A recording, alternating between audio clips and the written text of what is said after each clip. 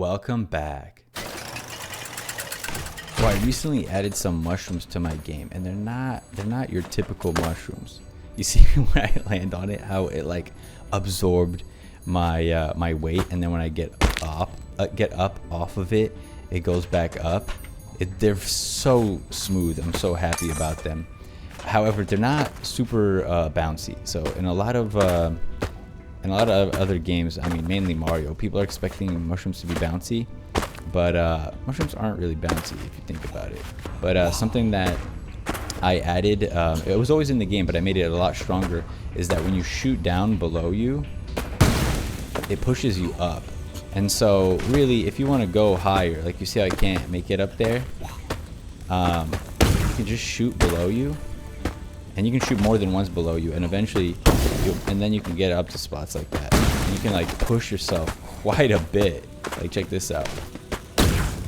Like eventually in the game you'll basically be able to fly. Anyway, so here's the mushroom, and the entire stem, really it's just a I used a window 2D tile palette. It's drawn, so check it out. I can draw it, and then it's a rule tile that basically just adjusts to whatever angle I'm using or whatever. And then for the top part, that's the cool part. So if I open up the prefab here, how I got this to have all the physics in it, it's one of the reasons why I think it's easy to do physics stuff in Unity. In some engines physics is hard, but in Unity it's kind of like built in. So here what I did is, oops, I just drew on the background and erased it, didn't I? Oh well, I'll fix that later. So with the mushroom, you can see I created a spring joint 2D. So in Unity, there's a lot of different physics objects. If you type in physics, I mean, maybe not. If I type in joint, there we go. Look, there's a hinge joint, slider joint, and all of these act differently. And I think that, I mean, I might as well use them in my game, right? And so for the mushroom, I use a spring joint. And how this works is it's a little odd, but I basically have this platform here, which has a box collider on it. And I set it to the jump through layer, so you can, if you press down, you can fall through it. I didn't show you that, but basically it's a platform you can jump through from underneath. This is the platform effector 2D, and here you can choose kind of like the angle. You see that blue thing? That at what angle can you jump through this thing? And so I have that, so you can jump through it, and it's solid because it's not a trigger. Remember, if you click trigger here, it's not solid anymore. And so we have the platform, and then this is just the sprite. So the sprite's irrelevant. You see that? This is what's doing everything, is this box collider 2D. I just attached a sprite to it as a graphic, but the collider has nothing to do with that sprite. The collider's this rectangle right here. And so the next thing that I did is I have this 9 sliced section here. And this is actually the entire mushroom. This is what does all that whole cool effect.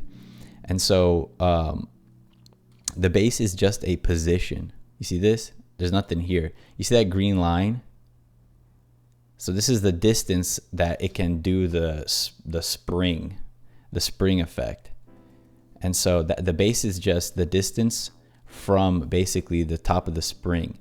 And in between there, I put this, which is it's just a sprite. However, I set it to the mode to sliced, and then wait, where'd it go? And then here you can see that you can change the width and you can change the height of this. And basically, because I created my own script here to stretch the sprite, this is the cool thing. I stretched this sprite to the distance between the platform and the base. This code right here, it stretches it at runtime. And so whenever you land on it, it squishes it. And if it moves apart, basically this sprite will automatically, you will automatically see the height of it adjust. And that's what gives it that squishy squishy look. That part's not built into Unity. It's this script right here. And I'll show you that script. Oh, and I also gave it a material. I don't know if you guys know too much about materials, but materials lets you add friction and bounciness. And I know what you're thinking. Why don't you just add bounciness here? And the reason why I tried this, the reason why is because as soon as you land on it, you bounce. And then you also like do these tiny little bounces on it, and it looks dumb. It's not what people actually want when they think of bounciness. What people want when they think of bounciness is they want to be able to jump higher if they jump off of the mushroom.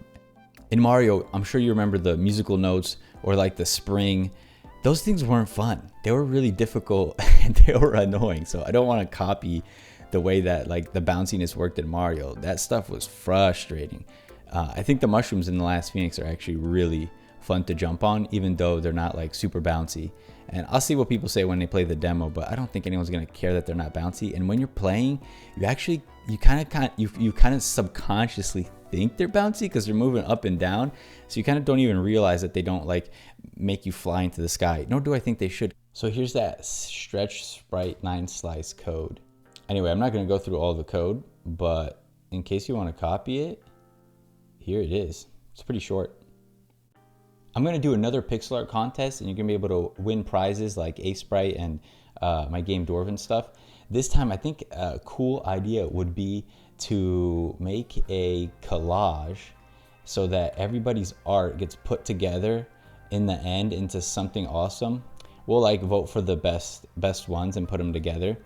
And so basically everyone would get like a little piece, a little slice, and then we combine it all together.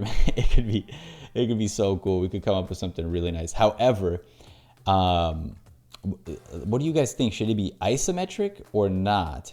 Because if it's isometric, then maybe I should do like an isometric tutorial. Oh, also something that would make it more cohesive is if we all used the same color palette. So I think we got to decide on a color palette and then decide whether it should be isometric or not. But if you're not in the Discord, hop on in the Discord. I'll give you feedback on art. We do pixel art critiques. Dang, that's pretty nice. There's a link to my game in the There's a link to my game in the description. There's a link to the Steam and Kickstarter for my game in the description. I'll see you guys next week. Devlog.